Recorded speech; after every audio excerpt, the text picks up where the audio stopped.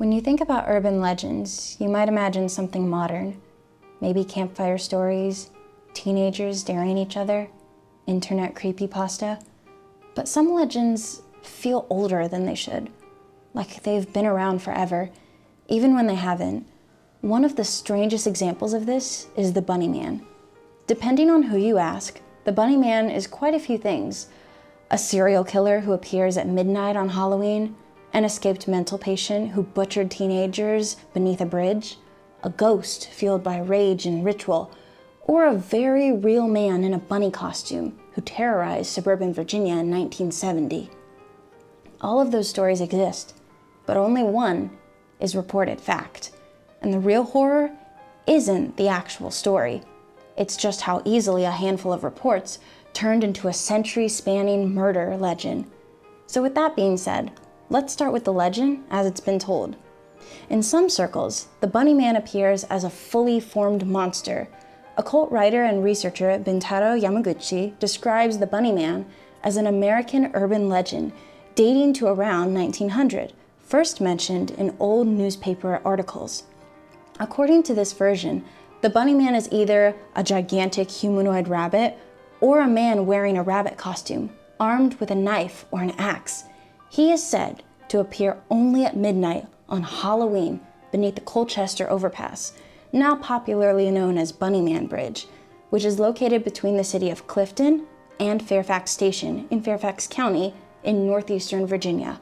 Witnesses often describe a bright white light filling the tunnel, and beneath it, a humanoid rabbit killer emerges. Sightings are rare. Survivors are rarer. The story claims the Bunny Man originated with a mental hospital hidden deep in the woods near Clifton in the early 1900s. When the surrounding town began to grow, officials supposedly ordered the asylum closed and wanted the inmates transferred. So in autumn 1904, the inmates were packed into multiple transport vehicles en route to Lorton Prison, less than half an hour southeast of Clifton. During the journey, one vehicle crashed in the dark wilderness. Most of the inmates died, but several escaped into the woods. Police searched for months. Of the 10 surviving inmates, all but 2 were eventually captured: Marcus Walster and Douglas Griffin. Walster was later found dead, hanging from the Colchester overpass, with a message nearby reading, "You'll never find me, and you know it too." Signed, the Bunny Man. From there, the murders supposedly began. Nearly a year later, on Halloween night, 1905, a group of teenagers went to the bridge. 3 were later found dead, throats slit and bodies mutilated. Yet again, the following year on Halloween night, 1906, 7 more young people were killed beneath the bridge. A woman named Adrian Hatala claimed she saw strange lights and a blinding flash, and heard screams echoing through the night. As luck would have it, she was later accused of the murders herself and committed to a mental institution. These killings allegedly continued in 1913, 1949, and 1976. Always at the bridge, always on Halloween, and always ending with bodies hanging beneath the overpass. According to the legend, no one who sees the Bunny Man survives. That is the story as it's been circulated online. It's vivid, it's specific, and guess what? Almost every detail of it is false. Now, in the early 1990s, Brian Conley, a historian and archivist with the Fairfax County Public Library, started receiving an unusual number of questions. People wanted records of Bunny Man murders, names, dates, trial transcripts, anything. There was just one little problem. None of it existed. So Conley did what legends hate the most. He went to the archives. He searched every recorded homicide in Fairfax County's local press between 1872 and 1973 and found over 550 individual mentions of killings. Conley found real murders, brutal ones, child murders, family annihilations, but none of them matched the Bunny Man story. There was no asylum near Clifton, no escaped inmates in 1904, no Marcus Walster, no Douglas Griffin, no hanging bodies beneath the bridge on Halloween, and no string of ritual killings spanning decades. Even the supposed old Clifton Library mentioned in viral versions of the story never existed. The most incriminating detail? Lorton Prison, often named in the legend, didn't even open until 1910, several years after the supposed asylum transfer in 1904. The legend's timeline collapses under its own weight. So where did it all come from? Well, that's where the real Bunny Man would rear his ugly head, so to speak. Because the answer appears very suddenly, very clearly, in October 1970. On October 18th, the Washington Post ran a story with a headline that sounds kind of like a joke. Man in bunny suit sought in Fairfax. What had happened? Well, according to the article, a young Air Force Academy cadet named Robert Bennett and his fiancée were sitting in a parked car on Guinea Road near Clifton. Shortly after midnight, suddenly, a man in a white bunny costume with long ears emerged from the bushes. This so-called bunny suit-clad man shouted, and I quote, "You're on private property, and I have your tag number," for the car. In other words, he was saying the couple was trespassing. What happened next would send chills down anyone's spine. According to Bennett, the man then threw a, quote, wooden-handled hatchet through the couple's right front car window. And as soon as he threw the hatchet, the rabbit skipped off into the night. Fortunately, Bennett and his fiancée were not injured, but they were scarred by that evening, and probably would be for years and years to come. But you know what? The scares still don't even end there. 2 weeks later, on October 29th, the Bunny Man appeared yet again, this time wielding an axe, as reported by private security guard Paul Phillips, who worked for a construction company and saw the bunny-suited man just standing, quote, on the front porch of a new but unoccupied house. When Phillips started talking to the so-called rabbit, the latter began chopping at one of the house's support posts with a threatening reply.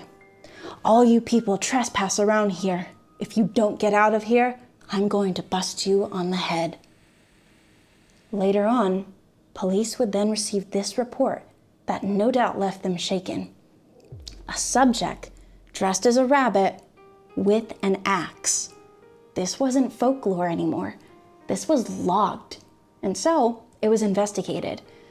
Although police interviews were able to describe the suspect as a white male in his early 20s, around 5'8", and about 160 pounds, we still saw there was no supernatural element at play. No murders, but a certain lot of fear, violence, and confusion. The incident stopped after a few weeks. The story didn't. You can only imagine how quickly this crime morphed into a legend.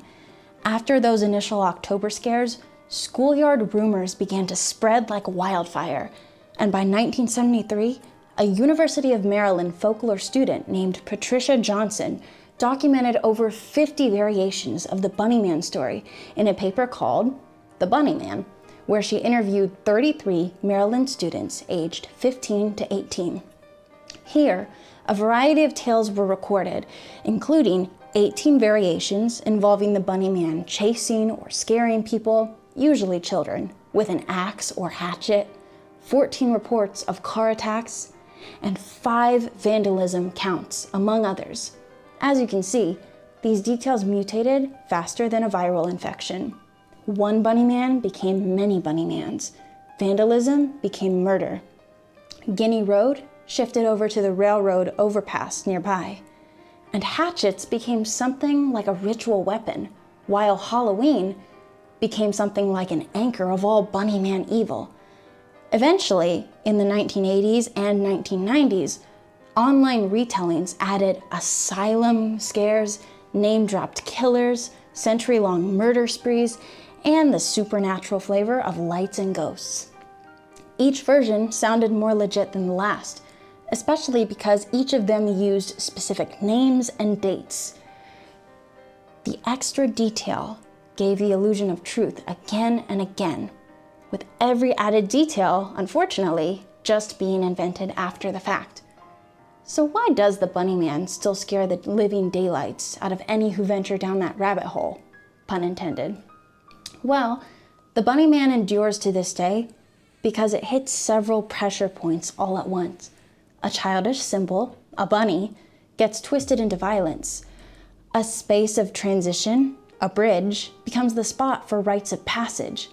A real place you can visit, the Colchester overpass in Virginia, becomes remembered as a place of bloodshed. And one confirmed moment when something genuinely strange happened with Robert Bennett and his fiancée turns into a nightmarish story. To this day, Fairfax County Police still have to manage crowds at Bunny Man Bridge every Halloween. Teenagers still dare each other to wait until midnight. And even now, some people swear that the air changes beneath that tunnel. The Bunny Man doesn't haunt Virginia because he's real. He haunts Virginia because he almost was all those decades ago. And that was enough. But who knows? It's said that history repeats itself if we don't learn from it the first time.